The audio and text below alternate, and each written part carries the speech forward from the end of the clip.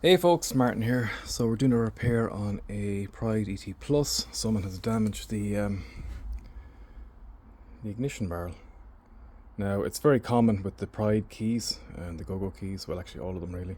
The keys are quite weak and oftentimes they'll snap off or break in the ignition barrel or switch. But this person has, I'm not sure what they've done, but they've made it a lot worse. Usually we can kind of fish the broken key out of the barrel.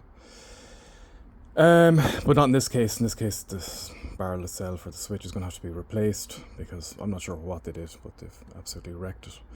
So we can cut the cables here, and I have a spare ignition. Now I'm waiting on one to come in from Pride, but I have one here. I have another one here I've taken from a broken machine. So I'm going to pare back the wires, and then we're going to use this tube in here. Use this type of tubing onto the you can see it there, I can't really see there, put that onto it and then shrink wrap it, so that'll get the customer up and running again.